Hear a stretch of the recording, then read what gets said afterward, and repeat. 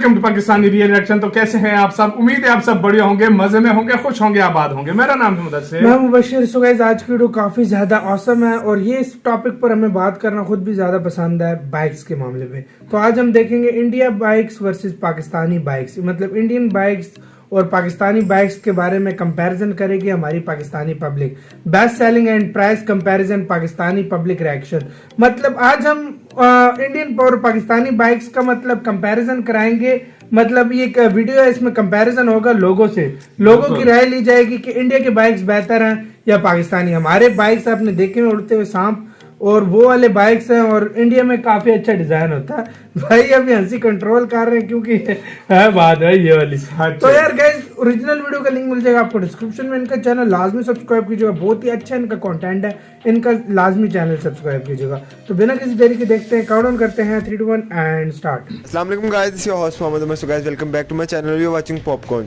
सो guys, आज मैं बात करने जा रहा हूँ मोटरसाइकिल्स पर और ट्रांसपोर्ट की, जैसे कि बाइक्स होती हैं, गाड़ियाँ होती हैं, उन पर बात करने जा रहा हूँ। क्या वजह है कि जैसे जैसे ज़माना जदीद होता जा रहा है और इंक्रीज़ होती जा रही है गाड़ियों की और बाइक्स की तादाद, तो पाकिस्तान में सिर्फ क्वांटिटी बढ़ती जा रही है और क्वालिटी बिल्कुल जीरो होती जा रही है। और रेट्स की बात करूँ तो अगर देखें यहाँ पर, तो ये डिजिटलाइज सबसे ज़्यादा मॉडिफाइड और सबसे ज़्यादा महंगी बाइक समझी जाती है पाकिस्तान में, और जिसकी प्राइस आई गेस 1,50,000 से अबव ही होगी। और क्वालिटी की बात करूँ तो क्वालिटी, अगर मैं बात वीडियो में पूछूंगा काफ़ी ज़्यादा मोटरसाइकिल मैकेनिक से कि क्वालिटी में क्या फ़र्क आया, तो वो आपको खुद बताएंगे कि क्वालिटी बिल्कुल ज़ीरो हो चुकी है। और वहीं हम बात करें इंडिया की, तो इंडिया में हर चीज़ एक स्टेप बाय स्टेप चल रही है और हर चीज़ इक्वली अपग्रेड हो रही है। अगर रेट बढ़ रहे हैं तो साथ क्वालिटी भी बढ़ रही है। So let's move to the video. और इससे पहले अगर आपने मेरे चैनल को अभी तक सब्सक्राइब नहीं किया तो डू सब्सक्राइब, और कमेंट सेक्शन में मुझे अपनी सजेशन लाजमी बताएं। और मुझे ये बताएं कि 19 के ज़माने से पाकिस्तान क्यों नहीं निकल पा रहा, ये क्या वजह इंडिया इतना अपग्रेड होता जा रहा है। कैसे हैं सर आप? अल्हम्दुलिल्लाह। सर क्या प्रोफेशन है आपका? मैं जी तकरीबन 18 साल तो पहले मोटरसाइकिल इंडस्ट्री से बसता रहा हूँ, लेकिन अब अल्हम्दुलिल्लाह मैं अपना बिजनेस कर रहा हूँ स्पेयर पार्ट्स का। बाइक से रिलेटेड ही है ये भी। सही हो गया। तो मोटर बाइक से रिलेटेड आपको तकरीबन हर चीज़ की हाव ना हो तो होगी जी, अल्हम्दुलिल्लाह। तो बात करता चलूँ, आजकल का दौर इतना डिजिटलाइज हो गया और इतना मॉडिफाइड हो गया है, तो हमारे पाकिस्तान में अभी भी क्यों वही 90s वाली बाइक चल रही हैं और रेट्स कह लें कि 2050 वाले हैं और क्वालिटी बिल्कुल ज़ीरो है? क्या वजह? एग्जैक्टली जी, बिल्कुल ऐसी है। ये बड़ी अनफॉर्चुनेट सी चीज़ है कि हम हमारे पाकिस्तान की जो मोटर बाइक की इंडस्ट्री ये वक्त के साथ साथ अपने आप को चेंज नहीं कर सकी। वही पुरानी टेक्नोलॉजी और वही सारे मामला चलते आ रहे हैं अभी तक। इसमें बहुत सारा किरदार मैं ये समझता हूँ हमारे अपने लोगों का भी है। हम इसमें इंडस्ट्री को जिम्मेदार नहीं ठहरा सकते, क्योंकि होंडा ने इस चीज़ को थोड़ा ट्रेंड चेंज करने की कोशिश की थी। यानी आपने अगर देखा हो कि होंडा ने CD ड्रीम के नाम से अपनी एक बाइक लॉन्च की, उसमें उसने तकरीबन सारे जो मॉडिफिकेशन थी वो एज़ पर इंडियन स्टैंडर्ड उन्होंने कर दी थी। लेकिन अनफॉर्चुनेटली हमारे यहाँ पे जो मोटर बाइक का ज़्यादा कस्टमर है वो है इसका देहातों में एज़ कम्पेयर टू सिटीज़ में। ये तो नहीं कहूँगा कि सिटीज़ में तादाद कम है, लेकिन ट्रेंड सेटर जो है ना सर जी, वहाँ पे हमारे यहाँ पे देहात बड़ा काउंट करते हैं। तो जो देहात के लोग हैं उन्होंने इस चीज़ को एक्सेप्ट ही नहीं किया, इस शेप को वो एक्सेप्ट ही नहीं करते। ये जो न्यू शेप है, जैसे यामाहा ने YBR की शेप लॉन्च की, तो वहाँ पे सबसे पहला प्रॉब्लम ये आता था, जो बाइक ख़रीदने जाता था स्टार्ट पे वो ये कहता था कि हम अपने ये बीवी बच्चों को बिठाएंगे किधर। तो ये इस तरह का माइंडसेट है। इस माइंडसेट की वजह से हम लोग अभी तक, हमारी ये जो इंडस्ट्री है वो चाह के भी इस सेट को ट्रेंड को चेंज नहीं कर पाई।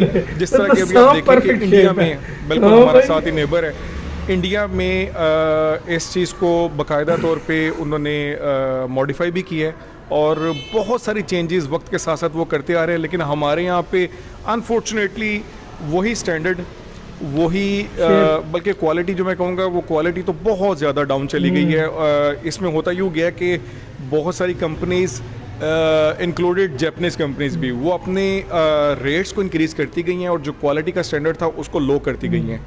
जैसे आप 90s की अगर आप बाइक देखें या आप 2000 की भी बाइक देखें होंडा की, तो उसका वेट नियर अबाउट 90 प्लस होता था। अभी वो 86 क्लेम करते हैं, लेकिन 86 है नहीं वेट आजकल। तो मतलब रिसेंटली अगर आप बाइक निकलवाते हैं तो कोई उसमें अभी लेकर घर तक आ रहे हो तो उसमें भी कोई फॉल्ट क्लेम निकल आता है? जी एग्जैक्टली, बहुत ज़्यादा। देखें, मैं सबसे पहले आपको चीज़ ये बताऊंगा कि लोगों का माइंडसेट ये है कि होंडा में क्लेम ही नहीं है। अगर होंडा में क्लेम नहीं है तो उसके जो इतने जो वारंटी सेंटर्स हैं वो किस लिए पर काम कर रहे हैं। मैं यानी कि बहुत सारी चीज़ें अनफॉर्चुनेटली देखी हैं न्यू कस्टमर्स जो हैं वो अभी बाइक लेके निकलते हैं तो उसमें प्रॉब्लम आती है। इनफैक्ट मैं आपको मज़े की बात ये बताता हूँ कि होंडा वाले भी अगर कोई क्लेम आ जाए तो जो बंदा चीज़ क्लेम करवाने जाता है उसको रुला देते हैं उसके वारंटी सेंटर्स वाले, अनलेस कि अगर आप कोई जानने वाला नहीं है, कोई मामला नहीं है, तो फिर आपको क्लेम मिलता है, अदरवाइज़ तो रुला देते ना जी कि ये कंपनी क्लेम नहीं करेगी, ये इस चीज़ का क्लेम है तो ये नहीं क्लेम होगा।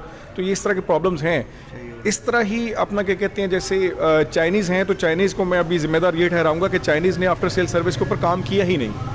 अगर आफ्टर सेल सर्विस के ऊपर काम करते तो आज होंडा के मुकाबले में वो भी अपनी गाड़ियाँ सेल कर रहे होते। साल बाद यूं ही तो आने होते वाले हैं। वक्तों में क्या फ्यूचर देख रहे हैं पाकिस्तान में, ऑटोमोबाइल्स कहाँ तक जाएंगी, और आपको लगता है कि ऑटो पायलट सर्विस भी यहाँ पे आ जाएगी, इलेक्ट्रॉनिक ईसीज भी आ जाएंगे? एग्जैक्टली होना तो यही चाहिए, मतलब बाइक आनी खुद चाहिए चलेगी। और होना भी चाहिए। और हम लोग इस कैपेसिटी में हम लोग कॉम्पिटेंट भी हैं कि हम लोग ये जो नए स्टैंडर्ड्स हैं इसको सेट करें। लेकिन अनफॉर्चुनेटली फिर वही एक चीज़ आ जाती है कि हम लोग हमारी आवाम इस तरह की है कि हम लोग कोई भी चेंज जो है ना एक्सेप्ट नहीं कर पाते, अनलेस के ये कौम जो है ना भेड़ चाल वाली कौम है, ये नहीं को देखते हैं कि जनाब अगर उसके पास ये है तो मैं भी वही। अब ये ट्रेंड सेट करने में बहुत टाइम लगेगा। जो पायनियर्स होते हैं जैसे होंडा है तो होंडा ही ट्रेंड सेटर है, लेकिन अनफॉर्चुनेटली होंडा भी ये ट्रेंड नहीं सेट अभी तक कर पा रही। अभी जैसे मैं 4 कंपनी को जानता हूँ, अभी एक जोल्टा नाम की जो वो इलेक्ट्रिकल बाइक है वो भी आई हुई है, लेकिन वही सारा घिसा पिटा स्टैंडर्ड है सारा, आग लग जाती है उसको। नहीं, इलेक्ट्रिक बाइक आई हुई है अनफॉर्चुनेटली और आपको हमें पता थोड़ा है टाइम शेप लगेगा। कैसी है? यही वाली। दूसरा जो आप कह रहे थे कि आपका जो क्वेश्चन में था कि आगे कहाँ तक ये मार्केट जाएगी, अभी नियर अबाउट इसकी कोई 4 मिलियन की हमारी मार्केट यहाँ पे है। तो 4 मिलियन की मार्केट में बहुत सारा गैप है, बहुत सारे मामला हो सकते हैं, लेकिन अनफॉर्चुनेटली फिर वही बात आती है माइंडसेट।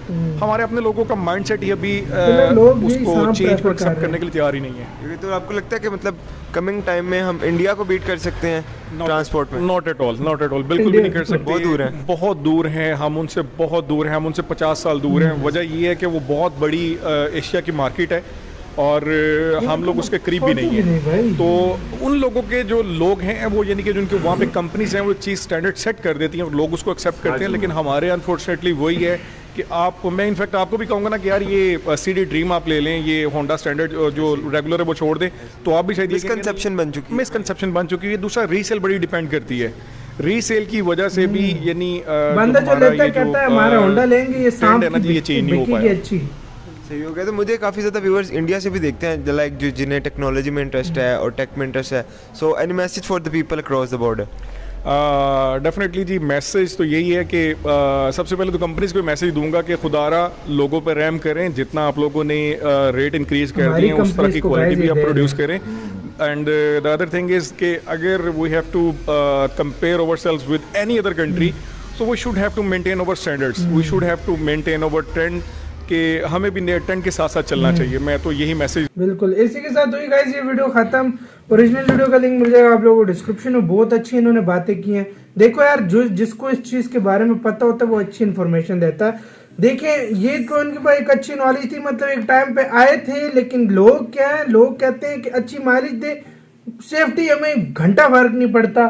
अच्छा, किसी चीज का हमें घंटा फर्क नहीं पड़ता, मतलब ऊपर से क्या, एक तो जो थोड़ी बहुत सेफ्टी सेफ गार्ड वगैरह लगे होते हैं उसको भी कुछ लोग उतार के और पतला बाइक करते हैं, और पतला जो ताकि लाइट वेट, हाँ लाइट वेट, ताकि उसके ऊपर लेट के हम मतलब बाइक चला सके, वो पहले खत्म होता है। मैं एक बात बोलूं, इसमें यार हमारी अवाम इस लिहाज से थोड़ी इन्वॉल्व हो जाती है ना। देखो, एक काफी कुछ लोग यार, सारे लोग मतलब इस तरह हैं जो, और अभी लोग बदलना चाहते हैं भाई, बाइक अभी लोग बदलना चाहते हैं, कंपनी नहीं बदलती। वो उन्होंने देख लिया कि इनका माइंडसेट ऐसा था ना, फिट बिजनेस है हमारा। इन्होंने बोला है कि मतलब अगर वो पहले 90+ किलो की बाइक देते थे तो अभी 80 की देते हैं, 80 की ठीक है, उसमें उनको फायदा और कीमतें बढ़ गई हैं। और चाइना की बाइक तो मैं कहता हूँ 50 किलो की बाइक होगी।